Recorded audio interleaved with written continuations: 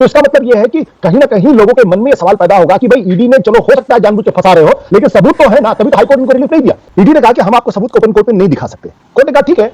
उनके चैम्बर में जाकर उनको लिफाफे में जब सबूत दिखाया गया और सबूत देखने के बाद अगर ईडी उनको गिरफ्तार करती है तो किस मुंह से वो जनता के बीच जाएंगे और ये कहेंगे, और जो 174A है उसमें 6 महीने की सजा भी हो सकती है। इसलिए मैंने कहा कि ये अरविंद केजरीवाल की पॉलिटिकल कैरियर में अब तक का सबसे बड़ा झटका है। शांत कराइए इनको, नहीं तो ऐसे ही मतलब अभी आई होप इनकी चोटें ज्यादा दर्द ना दे रही हो जो इनको कल लगी हैं, इसलिए मेरी बात आराम से सुने और इनको अगर मेडिकल सुविधा भी चाहिए तो फ्री में इनका इलाज कराइए। ठीक है, गौरव मामले पर जाते हैं please. Gaurav Bhatia ji please, Gaurav Bhatia ji please. ये क्या चल रहा है देश में? ईडी किसी को भी इन्वेस्टिगेशन के दौरान लंबे अनंत काल तक जेल में रखे जा रही है, ये कैसी इन्वेस्टिगेशन है ईडी की? उनका डायरेक्ट इन्वॉल्वमेंट है, वही किंगपिन है और इसीलिए राहत नहीं दी है। उनके सवालों के उत्तर दे दीजिए। ठीक है, दूध का दूध और शराब की शराब हो जाने दीजिए। दोस्तों नमस्कार, स्वागत है आप सभी का। आप देख रहे हैं एसके डिबेट।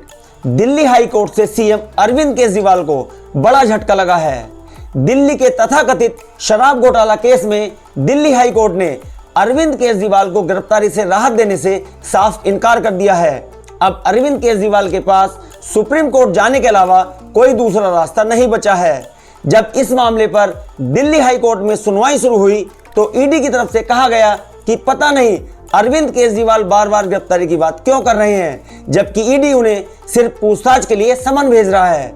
इसके जवाब में अरविंद केजरीवाल के वकील की तरफ से कहा गया कि पहले भी कई आरोपियों को पूछताछ के लिए बुलाकर गिरफ्तार किया जा चुका है। ईडी किस हैसियत से अरविंद केजरीवाल को बुला रही है, इस सवाल का जवाब भी ईडी नहीं देती। इस पर ईडी की तरफ से कहा गया कि अरविंद केजरीवाल के खिलाफ पर्याप्त दस्तावेज हैं। अब बड़ा सवाल यह है, क्या ईडी अरविंद केजरीवाल को 10वां समन जारी करेगी? क्या ईडी अरविंद केजरीवाल को गिरफ्तार कर सकती है? आज की डिबेट इन तमाम मुद्दों पर होने वाली है। बीजेपी की तरफ से गौरव भाटिया जी हैं, राजनीतिक विश्लेषक आशुतोष गुप्ता और प्रियंका कक्कड़ आम आदमी पार्टी की तरफ से हैं। दोस्तों वीडियो बहुत शानदार होने वाली है। आपसे अनुरोध है वीडियो को अंत तक जरूर देखें। वीडियो पसंद आए तो लाइक करें, शेयर करें, कमेंट करें और मेरे चैनल को सब्सक्राइब करें। चलो दोस्तों मेन डिबेट स्टार्ट करते हैं। चलिए शुरू करते हैं। इस पूरे मामले में जो महत्वपूर्ण सवाल ये होता है कि अगर आपको समन मिला है, अगर आप उसके सामने अपीयर होते हैं और अगर उस वक्त अगर कोर्ट ने इनको, अगर मान लीजिए ईडी ने इनको गिरफ्तार कर लिया होता, तब शायद बाहर आके या आम आदमी पार्टी कह सकती थी देखिए ईडी जानबूझकर मुझे फंसा रही है और न केवल फंसा रही बल्कि मुझे चुनाव में हिस्सादारी न ले सकूं, इस तरीके की कार्रवाई कर रही है। ईडी की किसी कार्रवाई पे अगर अदालत की मुहर लग जाती है तो उसके बाद फिर आपके लिए बहुत मुश्किल हो जाता है। आज की तारीख में दिल्ली हाई कोर्ट ने यह स्पष्ट तौर पे जब आपको कोएर्सिव एक्शन पर रिलीफ नहीं दिया है, गिरफ्तारी पर रोक नहीं लगाई है, सबूत देखने के बाद नहीं लगाई है, तो इसका मतलब यह है कि कहीं ना कहीं लोगों के मन में यह सवाल पैदा होगा कि भाई ईडी ने, चलो हो सकता है जानबूझ के फंसा रहे हो, लेकिन सबूत तो है ना, तभी तो हाईकोर्ट इनको रिलीफ नहीं दिया। तो ये जो पहलू है, इस पहलू की वजह से इनकी जो राजनीतिक लड़ाई है वो कमजोर होती। अभी तक जो ईडी बार-बार, जो अरविंद केजरीवाल की तरफ से बार-बार कहा जा रहा था कि ईडी हमें ये नहीं बता रही है कि हमें एक्यूज के तौर पर बुलाया जा रहा है या विटनेस के तौर पर बुलाया गया है। पिछली बार के कार्तिक का मामला आया था, उसमें अदालत में ईडी ने साफ तौर पर कहा है कि जो 100 करोड़ की देनदारी हुई है कार्तिक के और इनके बीच में, उसमें अरविंद केजरीवाल, मनीष सिसोदिया समेत आम आदमी पार्टी के तमाम लोग उस षड्यंत्र में शामिल है। इसका मतलब यह कि ईडी ने स्पष्ट कर दिया कि ये षड्यंत्रकारी है, एक्यूज्ड है। दूसरा, सीबीआई ने कोर्ट में यह कहा था कि कई हाई प्रोफाइल गिरफ्तारियां हमें करनी है, यानी सीबीआई स्पष्ट तौर पे इशारा कर चुकी है कि गिरफ्तारी हो सकती है इसमें अरविंद केजरीवाल की, और अब इनको चूंकि कॉन्स्पिरेटर माना जा रहा है इसलिए उसमें भी बचने की कोई गुंजाइश अब बचती नहीं, क्योंकि अगर कॉन्स्पिरेटर मानती है तब फिर इनके सामने सबूत रखे जाएंगे, इनसे पूछताछ की जाएगी और जो पहले से गिरफ्तार लोग हैं उनके सामने 1-to-1 कराया जाएगा या आमने सामने कराया जाएगा। किसकी मुश्किलें बढ़ रही हैं यहाँ पर? कोर्ट में जब पूरी सुनवाई हुई तो जो चीज सबसे ज्यादा महत्वपूर्ण है, जिसको लेकर शायद चिंता इस वक्त आम आदमी पार्टी को होनी चाहिए, वो ये कि कोर्ट ने पहले पूछा कि आपके पास सबूत क्या है। ईडी ने कहा कि हम आपको सबूत को ओपन कोर्ट में नहीं दिखा सकते। कोर्ट ने कहा ठीक है। उनके चैम्बर में जाके उनको लिफाफे में जब सबूत दिखाया गया और सबूत देखने के बाद चूंकि दिल्ली हाई कोर्ट ने किसी तरीके की रिलीफ देने से मना कर दिया, अदालत ये नहीं कहती आप गिरफ्तार करें, गिरफ्तार नहीं, का कोएर्सिव एक्शन पे जो स्टे मांगा था उसको उन्होंने मना कर दिया। इसका मतलब स्पष्ट है कि दिल्ली हाई कोर्ट ने जो रिलीफ देने से मना किया है, इसका मतलब कि ईडी ने जो सबूत दिए हैं वो कम से कम अदालत को यह लगता है कि प्राइमा फेसाई वो काफी है, और उस संदर्भ में उन्होंने कोएर्सिव एक्शन पर किसी तरीके की रोक लगाने से इनकार कर दिया। ये सबसे महत्वपूर्ण मसला आज की तारीख में है। और इस दौरान जब कोर्ट ये भी पूछा गया कि आपने अभी तक गिरफ्तार क्यों नहीं किया है, तो ईडी ने कहा कि हम कभी भी गिरफ्तार कर सकते हैं उनको। मुझे लगता है कि Arvind Kejriwal was wrongly advised कि जो बार बार वो सम्मन पे नहीं जा रहे थे, उनकी जो कानूनी सलाहकार थे उन्होंने उनके साथ न्याय नहीं किया है। अगर ईडी उनको गिरफ्तार करती है तो किस मुंह से वो जनता के बीच जाएंगे और ये कहेंगे कि हमको जो है वो जानबूझ के फंसाया जा रहा है या जानबूझ के हमको गिरफ्तार किया जा रहा है, क्योंकि अब हाईकोर्ट की मुहर उस पर लग गई है। और जो 174A है उसमें 6 महीने की सजा भी हो सकती है, क्योंकि उसमें कोई इन्वेस्टिगेशन नहीं होना, उसमें ईडी को खाली वो सबूत पेश करने की मैंने इनको 9 समन्स दिए थे और देखिए इन 9 समन्स पे ये हाजिर नहीं हुए हैं। तो ये गंभीर मसला है और इसलिए मैंने कहा कि ये अरविंद केजरीवाल की पॉलिटिकल कैरियर में अब तक का सबसे बड़ा झटका है। कैसे इससे निपटेंगे मैं इस बारे में नहीं जानता हूं।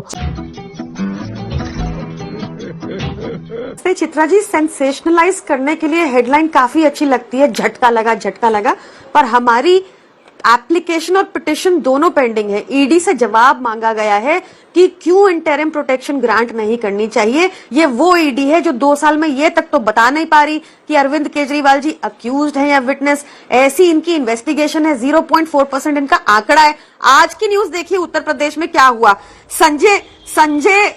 संजय राठौड़, ये टेरर फंडिंग जिन्होंने की पाकिस्तान के निर्देश में, वो भाजपा में शामिल हो गए। टेरर फंडिंग की, मनी लॉन्ड्रिंग का केस हम पे लगाकर चवन्नी रिकवर ना कर पाने के बाद 2 साल बाद शांत कराइए इनको, नहीं तो ऐसे ही मतलब अभी आई होप इनकी चोटें ज्यादा दर्द ना दे रही हो जो इनको कल लगी हैं, इसलिए मेरी बात आराम से सुने और इनको अगर मेडिकल सुविधा भी चाहिए तो पुलिस सरकार फ्री में इनका इलाज कराएगी। गौरव भाटिया जी, ठीक है गौरव जी, आराम से उसके बाद आप अपनी बात रखिएगा। आप अगर हमारी फरिश्ते स्कीम बंद नहीं करवाते तो आपको कोई फ्री में हॉस्पिटल अभी शराब घोटाला मामले पर ही रहते हैं। Please Gaurav Bhatia ji, please Gaurav Bhatia ji, please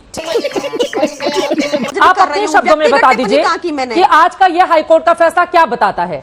आज तो आप लोग राहत की उम्मीद के साथ गए थे ना। नहीं, ये गलत है चित्रा जी, ये बोलना ही गलत है कि राहत नहीं मिली, इसलिए मैं करेक्ट कर रही हूँ आपको। ये सेंसेशनलाइज करने के लिए अच्छा लगता है। अब ये एप्लीकेशन पेंडिंग है, ईडी से जवाब मांगा गया है कि राहत क्यों नहीं मिलनी चाहिए। ईडी से जवाब मांगा गया है कि तुम्हारी पीएमएलए प्रोविजंस, आपको याद होगा कल ही सुप्रीम कोर्ट के जस्टिस खन्ना ने और जस्टिस दत्ता ने ये ऑब्जर्वेशन दी कि ये क्या चल रहा है देश में। ईडी किसी को भी इन्वेस्टिगेशन के दौरान लंबे अनंत काल तक जेल में रखे जा रही है, ये कैसी इन्वेस्टिगेशन है ईडी की। और आज फिर ईडी से पूछा गया है कि बताइए कि क्यों इनको इंटरिम प्रोटेक्शन ग्रांट नहीं होनी चाहिए, और ईडी को जवाब देना है 22 अप्रैल को। ये हुआ है, तो ये सेंसेशनलाइज करने के लिए न्यूज भले ही इस तरह से पेश की जाए, अलग बात है। हाँ, उनकी बात हो जाए। आज आलम ये है कि जितने भ्रष्टाचारी हैं वो बंगारू लक्ष्मण की पार्टी में जाकर क्लीन हो चुके हैं।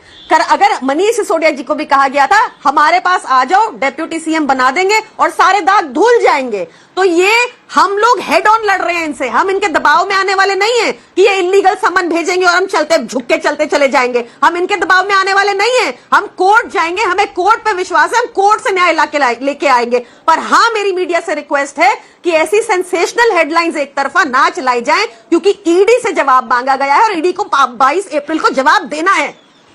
रुको जरा, सब्र करो। मैं आपको बताता हूं कि ये क्यों बहुत मुश्किल फंदा है जो अरविंद केजरीवाल के गले में पड़ गया है और इससे बच पाना मुश्किल है।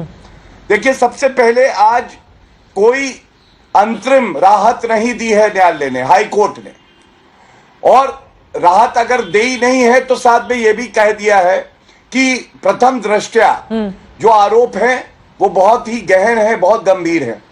तीसरी बड़ी बात जिस पे हमें ध्यान केंद्रित करना चाहिए, ये पूरे केस की बात तो थी ही, लेकिन साथ साथ ईडी ने वो फाइल दिखाई दोनों जजेस को जिसमें अरविंद केजरीवाल का रोल है, और न्यायालय ने वो फाइल देखने के बाद पाया होगा कि अरविंद केजरीवाल ने किस तरह से घोटाला किया है, उनका डायरेक्ट इन्वॉल्वमेंट है, वही किंगपिन है, और इसीलिए राहत नहीं दी है। अब मैं एक सवाल पूछना चाहता हूं, राजनीतिक सवाल। ये अरविंद केजरीवाल, चित्रा जी, तो वही हैं जो कहते थे कि भाई अगर आरोप लगे तो पहले इस्तीफा दो और उसके बाद जब आपका नाम साफ हो जाए तब आओ राजनीति।